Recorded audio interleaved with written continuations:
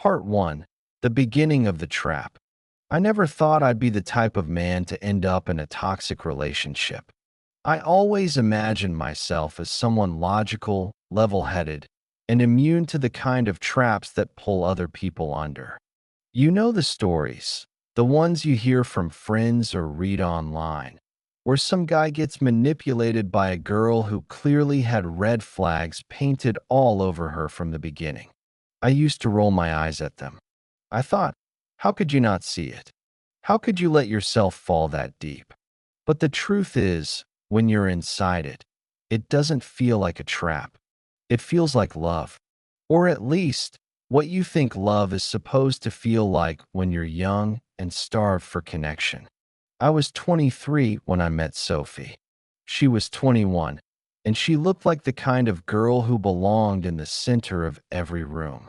Blonde hair that never stayed in place, a laugh that made people turn their heads, and this reckless, almost dangerous energy that made you feel like you were either about to live the best night of your life or completely ruin it. We met at a house party I hadn't even planned on going to. My roommate insisted we stop by, even though I had an early shift the next morning. The apartment was crowded, hot, filled with people spilling beer on the floor and singing along to bad music. Sophie was standing in the kitchen, leaning against the counter with a glass of cheap red wine, talking louder than everyone else. She had a way of making everyone listen without even trying. At some point, I ended up outside on the balcony, trying to get a breath of fresh air. That's where she found me. Cigarette between her fingers, green eyes locked on me like she'd known me for years. "What's your deepest fear?" she asked. No introduction, no small talk.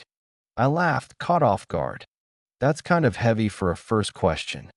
"I don't waste time," she said, exhaling smoke into the night. We talked until the sun started to rise. She asked me things no one had ever asked me before, about my childhood, about what I believed in, about the kind of life I wanted to build. It felt intense, but in the best way. When she finally left, she kissed me on the cheek and whispered, "You're different. Don't disappear." And I didn't. From that night forward, Sophie was everywhere. She'd text me at midnight telling me to come over, or she'd show up at my apartment unannounced, holding takeout and grinning like we'd been married for years. Everything about her was unpredictable, and I got addicted to it. My friends joked that I'd been kidnapped by this girl, but I didn't care. I was hooked. At first, it was perfect. She made me feel like the most important person in her world. She would cup my face in her hands, look me dead in the eyes, and say things like, "No one has ever understood me like you do." She wrote me notes and slipped them into my jacket pockets. She wanted to be near me constantly, and when she was, it felt like nothing else mattered. Looking back, I can see the cracks that were already there. But at the time, I mistook them for passion. The first fight we had was barely a month in. I had gone out to grab drinks with some friends from work, 2 guys and 1 girl. Sophie knew about it. I told her before I left. But when I got home later that night, she was sitting on my couch with her arms crossed, her expression dark. "How was your little date?" she asked. I frowned, confused. "What? It wasn't a date. I told you. I was out with coworkers." "Yeah, coworkers," she repeated, her voice dripping with sarcasm. "Including her, right?" I realized she was talking about Anna, one of my colleagues. I laughed, because the idea was ridiculous. Anna had a boyfriend. She and I had never been anything more than friends. But Sophie didn't find it funny. Her voice got louder, her words sharper, until I was apologizing just to calm her down. Eventually, she kissed me hard, like the fight had never happened, and whispered, "I just don't want to lose you." And somehow, that made me forgive her. That's how it started. Little explosions, followed by overwhelming affection. The highs with Sophie were unlike anything I'd ever felt. She made me feel alive in ways I didn't even know I could. But the lows cut me to pieces. And the cycle kept repeating.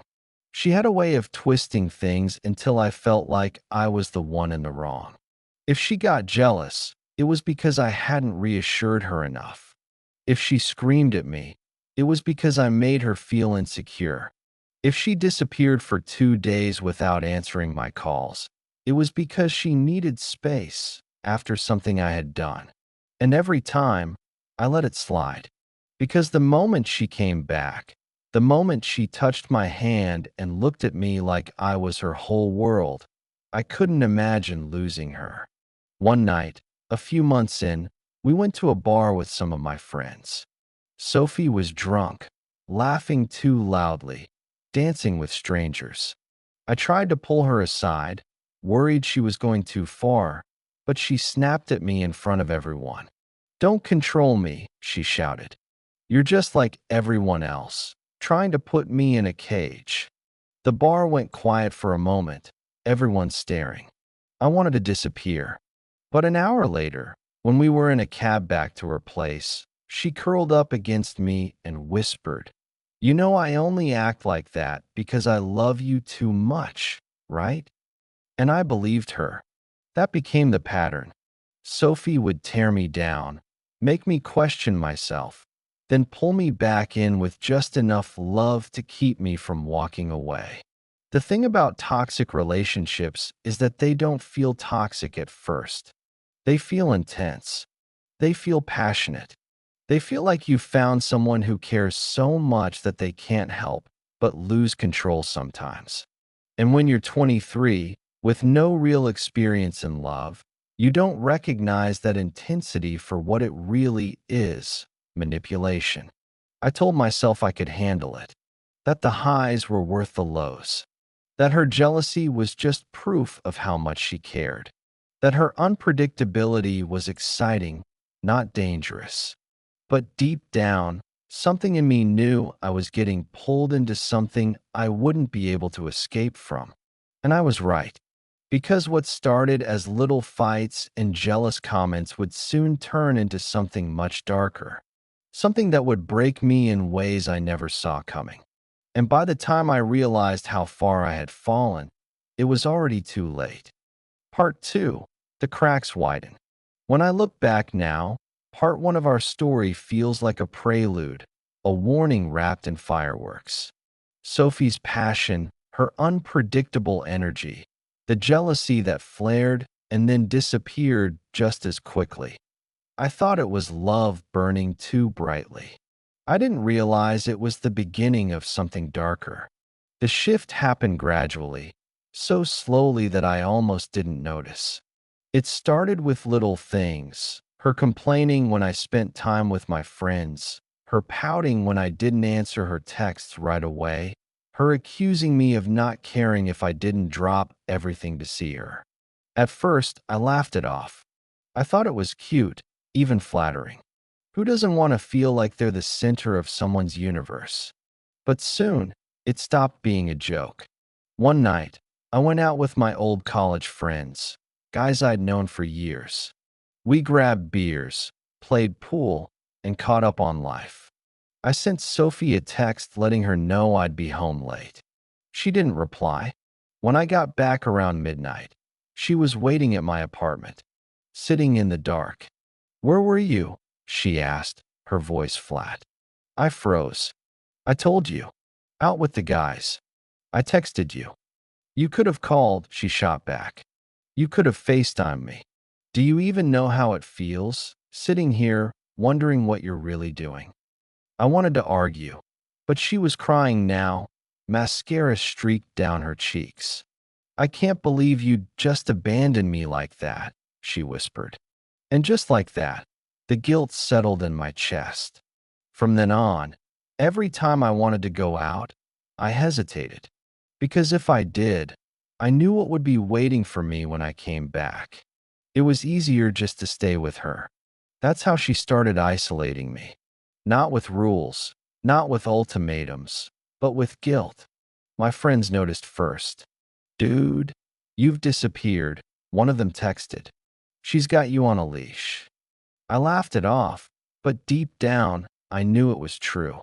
Sophie had this talent for making me feel like I was both her savior and her villain at the same time. She would tell me I was the only person who ever understood her, then accuse me of betraying her the next day. One night, she scrolled through my phone while I was in the shower. When I came out, she was holding it, her face pale and angry. "Who's Emily?" she demanded. I blinked. "Emily? She's in my group project." "What? You're texting her at midnight." She asked about the assignment. I protested. "Look at the messages. It's literally about school." But Sophie wasn't listening. She was shaking, crying, yelling. "You're lying. Don't you dare lie to me." The argument lasted hours until I finally handed her my phone and said, "Take it. Go through everything. I have nothing to hide." She did. For 2 hours, she combed through every text, every email, every photo. And when she finally put the phone down, she curled into my chest and whispered, "I'm sorry. I just get scared sometimes. I love you too much." And I held her, convincing myself that love made people do crazy things. But each time it happened, I felt a little piece of myself disappear. The scariest part was how she knew exactly how to reel me back in. After every fight, she'd shower me with affection. She'd plan elaborate dates, cook dinner in my tiny kitchen, or leave handwritten notes in my jacket that said things like, "You're my forever."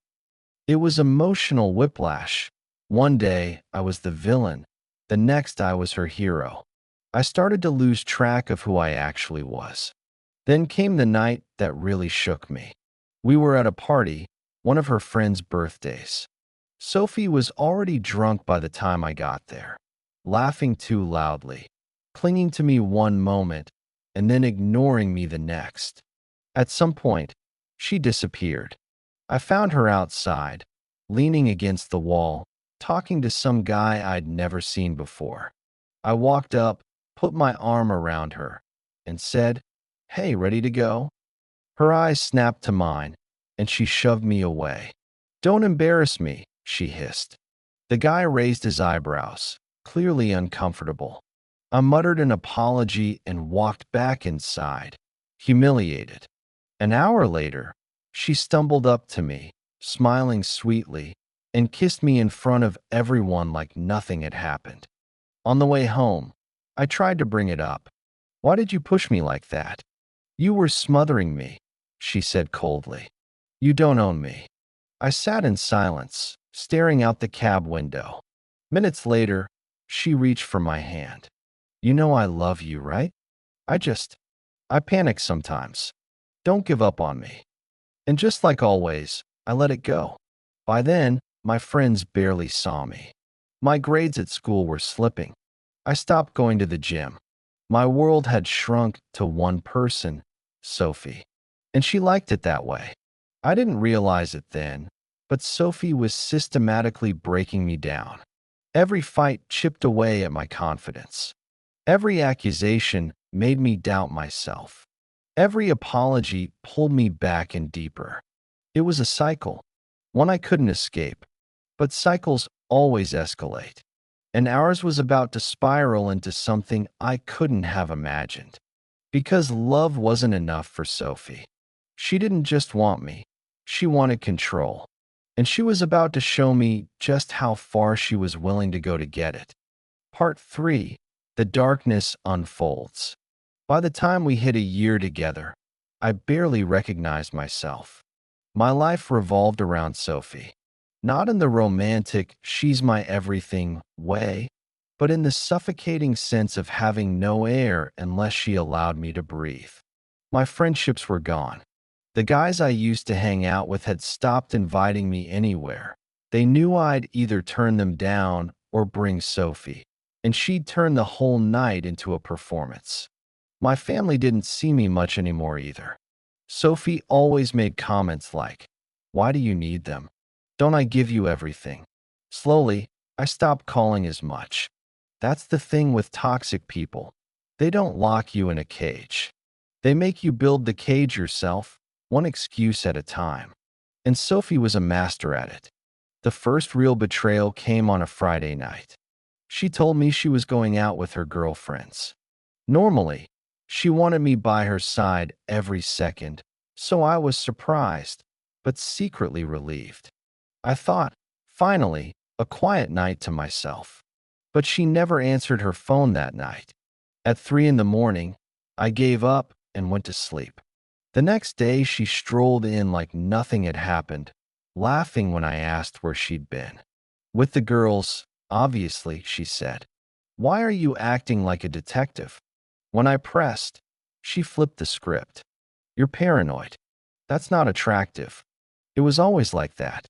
No matter what evidence I stumbled across, she was quick to twist it back on me. I found a receipt once. Dinner for two at a place she'd told me she was too busy to visit. When I showed it to her, she burst out laughing. Seriously? You think I'd cheat on you? That's pathetic. Another time, she vanished for the weekend without telling me. I was panicked, calling, texting, thinking something had happened to her. When she finally returned, she just rolled her eyes. You're so dramatic. I needed space. You're suffocating sometimes. And somehow, I ended up apologizing. That was her talent, bending reality until I doubted myself more than I doubted her. One winter evening, we had what I thought might finally break us. She was giggling at something on her phone, and when I asked what it was, she pulled it away. Don't start, she snapped. Why can't you just show me? I asked. She exploded. Because you don't own me. You're obsessed, you're controlling, you're insane. Her phone hit the wall a second later, shattering into pieces. We sat in silence, the shards scattered across the floor. Then, just like always, her mood flipped. She clung to me, whispering that I was the only one who truly understood her, that she just got scared sometimes. And like a fool, I held her and let the storm pass. After that, the manipulation sharpened. If I tried to stand up for myself, she'd threaten to ruin me. Do you know how easy it would be to tell everyone lies about you? She sneered once. You'd lose everything. Other times, she'd guilt-trip me with talk of how no one else would ever love her, how she'd fall apart if I left. She knew exactly which buttons to press: fear, guilt, shame, and she pressed them all. I stopped sleeping properly. My appetite faded. My days blurred together. Every morning, I woke up bracing for the next fight, the next accusation, the next round of her rewriting reality. Every night, I told myself I was done. And every night, I stayed. People on the outside never understand. They say just walk away. But when you're inside it, leaving feels impossible. Because by then, your self-worth is so low, you believe you deserve the chaos. And in the rare calm moments, when the sweet version of Sophie came out, I convinced myself the woman I fell for was still in there. That's the cruelest part of it all. You keep chasing the version of them you met at the start, even while the darker version eats you alive. But something inside me had started to shift. I began to notice the patterns, the way every accusation was a mirror to distract me from her own lies. The way her apologies were nothing more than bait to keep me tethered. And for the first time, I let the thought creep in. Maybe this isn't love at all. That thought scared me more than anything. Because if it wasn't love, then what had I been destroying myself for all this time? The cracks were widening, and sooner or later, something was going to break.